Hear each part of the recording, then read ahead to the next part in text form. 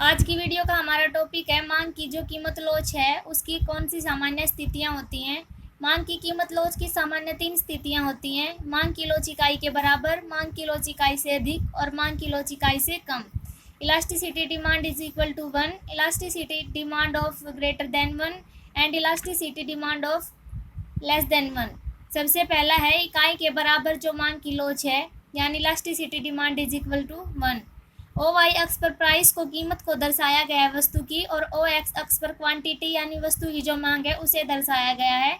जब कीमत P1 है, जब वस्तु जो हमने जिस वस्तु को लिया है यानी एक्स वस्तु की हम बात कर रहे हैं यहाँ पर, जब वस्तु की कीमत P1 है तो जो उसकी मांग है वो Q1 है, और जब कीमत कम होकर P2 हो जाती है, पहले जो प्रारंभिक हमारी कीमत है वो P1 है और उपभोक्ता Q1 क्वांटिटी की मांग कर रहा है, और जब कीमत P1 से कम होकर P2 हो जाती है तो मांग उपभोक्ता Q2 की कर रहा है।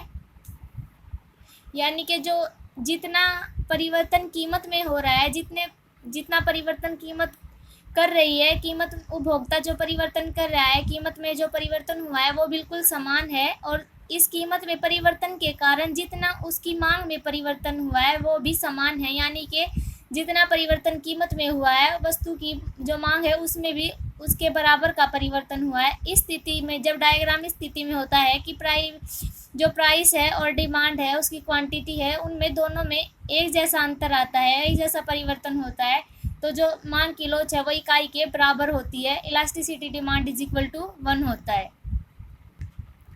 और इनके ऊपर जो हमारा डी मांग वक्र है उसको दर्शाया गया है। ये मांग की लोच है जो इकाई के बराबर है, क्योंकि कीमत में जब कीमत जितने अनुपात में कीमत कम हो रही है उसी अनुपात में क्वांटिटी बढ़ रही है, और जिस अनुपात में क्वांटिटी बढ़ रही प्राइस बढ़ रहा है उसी अनुपात में क्वांटिटी है कम हो रही है। अगली जो सामान्य स्थिति है वो है ED is equal to ED जो ग्रेटर देन 1 के, मतलब जो मांग की लोच है वो इकाई से अधिक है।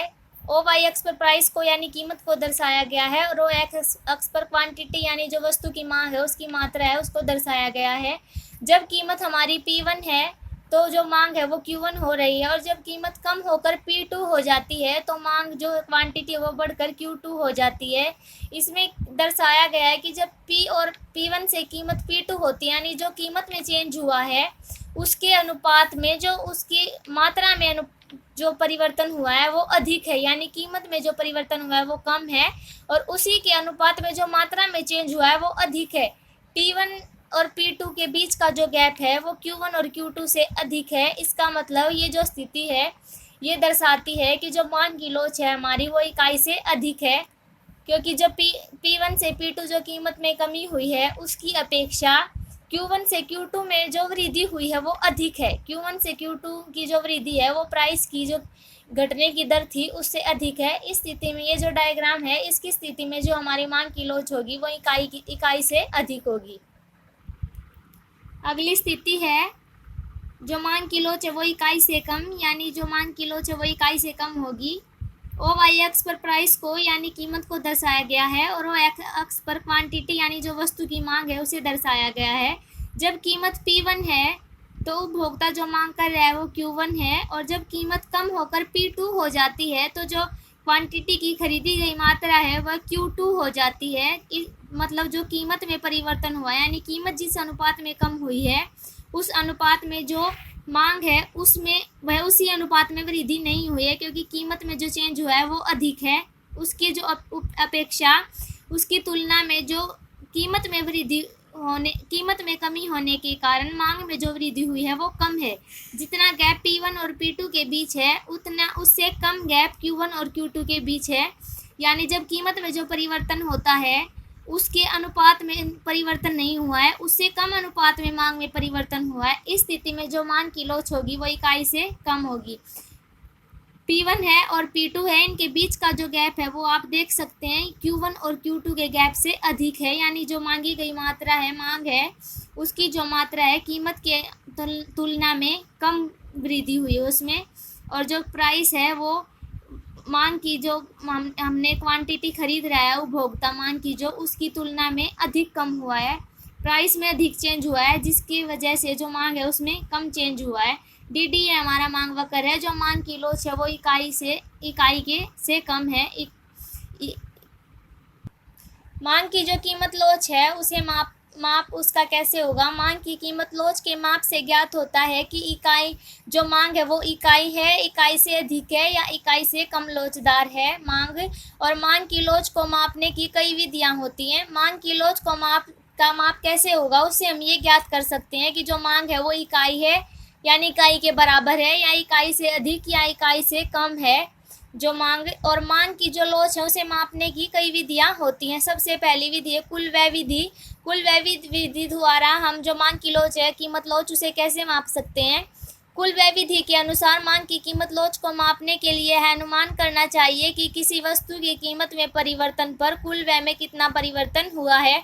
यानी जो कुल व्यय विधि है उसके द्वारा हम मांग की लोच को जब मापेंगे तो उससे हमें ये मालूम करना चाहिए कि किसी वस्तु की जो कीमत है उसमें परिवर्तन जो हुआ है, उसके फलस्वरूप जो कुल व्यय में कितना परिवर्तन हुआ है।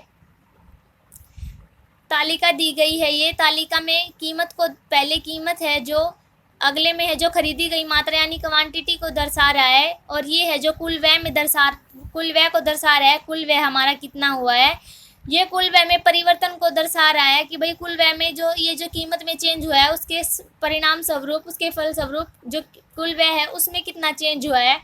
और अगला जो बॉक्स है उसमें दर्शाया गया कि मांग की लोच क्या रही? इकाई के बराबर, इकाई से अधिक या इकाई से कम रही है। जब कीमत दो रुपये है तो जो खरीदी गई मात्रा है वो 4 है, और तो कुल व्यय कितना होगा? खरीदी गई जो मात्रा है उसको हम कीमत से गुणा करेंगे तो कुल व्यय हमारा आ जाएगा। तो जब कीमत 2 है तो खरीदी गई मात्रा 4 है, तो हमारा कुल व्यय कितना हो गया? 4 दूनी 8, तो हमारा जो कुल व्यय है वो 8 है। यानी कुल व्यय में कोई परिवर्तन नहीं होगा इस स्थिति में, क्योंकि जब हमारी कीमत बढ़कर 2 से बढ़कर 4 हो जाती है तो हमारी जो खरीदी गई मात्रा है वो वापस 2 हो जाती है। तो फिर हमारा कुल व्यय कितना होता है? अब हमारा 2 चौक 8, अभी भी जो कुल व्यय है वो 8 ही है। अब जब कीमत कम होकर 4 से कम होकर 1 हो जाती है तो जो खरीदी गई मात्राएं कितनी है? वो 8 है। अब हम 8 को 1 से गुना करते हैं तो अभी जो है 8 ही आता है। तो जो कुल व्यय है, पहले भी कीमत जब 2 है तब भी 8 है, जब कीमत बढ़कर 4 हो जाती है तभी भी हमारा कुल व्यय 8 है, और जब कीमत कम होकर 1 हो जाती है तो अभी हमारा कुल व्यय 8 ही है। इस स्थिति में जो कुल व्यय है उसमें कोई परिवर्तन नहीं आता है, तो मांग की लोच है जो वो इकाई के बराबर है। यानी जो कीमत में चेंज आने के फलस्वरूप जो कुल व्यय उसमें कोई चेंज नहीं हो रहा है, इसके फलस्वरूप मांग की जो कीमत लोच है वो इकाई के बराबर है, यानी कुल व्यय में कोई परिवर्तन नहीं हो रहा है। अगला है जब कीमत 2 है तो जो खरीदी गई मात्रा है 4 है, 4 को हम 2 से गुना करते हैं तो 8 है हमारा, 4 दूनी 8। और जब कीमत 2 से बढ़कर 4 हो जाती है तो जो खरीदी गई मात्रा है वो 1 है। 4 रुपये जो कीमत है उस पर खरीदी गई मात्रा है उपभोक्ता की वो 1 है, तो 4 को हम 1 से गुना करते हैं तो 4 आता है। और जब कीमत 4 से भी कम होकर 1 हो जाती है तो जो खरीदी गई मात्रा, अब 1 रुपये कीमत पर खरीदी गई मात्रा है वो 10 इकाइयाँ हैं। 1 को हम 10 से गुना करते हैं तो 10 आंसर आता है। यानी जब कीमत 2 थी तो उपभोक्ता का जो कुल व्यय था वो 8 था, और जब कीमत 4 हो गई तो कुल व्यय 4 हो गया है, और जब कीमत 4 से कम हो गई तो जो कुल व्यय है वो 10 आ गया है। यानी कीमत बढ़ने पर कुल व्यय कम हो रहा है। जब कीमत बढ़ रही है तो पहले कुल व्यय 4 था और पहले कुल व्यय 8 था और अब कुल व्यय 4 हो रहा है, यानी कीमत बढ़ने पर कुल व्यय कम हो रहा है। और जब यहाँ पर कीमत कम होने पर कुल व्यय बढ़ रहा है, क्योंकि जब कीमत 4 थी उससे कम होकर 1 हुई, तो जो कुल व्यय पहले 4 कीमत पर कुल व्यय 4 था और अब 1 कीमत पर कुल व्यय 10 हो गए, यानी कीमत बढ़ रही है तो कुल व्यय कम हो रहा है, और जब कीमत कम हो रही है तो कुल व्यय बढ़ रहा है। इस स्थिति में है जब कीमत बढ़ने पर कुल व्यय कम हो रहा है, और ये जो स्थिति है इसमें कीमत कम होने पर कुल व्यय बढ़ रहा है। यानी जो हमारी मांग की लोच होगी वो इकाई से अधिक होगी, यानी लोचदार। मांग की लोच है वो लोचदार होगी। मांग की लोचदार तब होती है जब कीमत में थोड़ा सा भी परिवर्तन होने पर कुल व्यय में अधिक परिवर्तन हो जाता है, तो मांग की लोच है वो लोचदार होती है। अगला है जब कीमत 2 रुपये है तो खरीदी गई जो मात्रा है उपभोक्ता की वो 3 है, यानी 3 को हम 2 से गुना करते हैं तो 6 आता है हमारा। तो जो कुल व्यय है 6 है, 2 रुपये कीमत पर और खरीदी गई मात्रा 3 है तो कुल व्यय 6 है।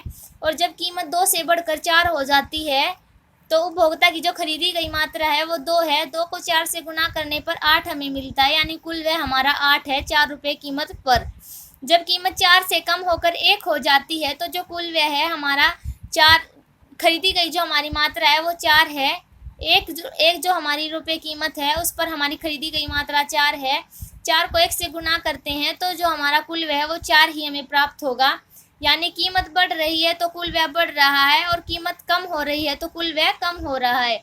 जब कीमत 2 थी और अब 4 बढ़कर 4 हो गई है तो जो पहले कुल व्यय 6 था और अब बढ़कर 8 हो गया है। और अब जब 4 से कम होकर कीमत 1 हो जाती है तो कुल व्यय भी 8 से बढ़कर 4 हो जाता है। इस स्थिति में कीमत बढ़ने पर कुल व्यय भी बढ़ रहा है और इस स्थिति जो नीचे वाली स्थिति है इसमें कीमत कम होने पर कुल व्यय भी कम हो रहा है।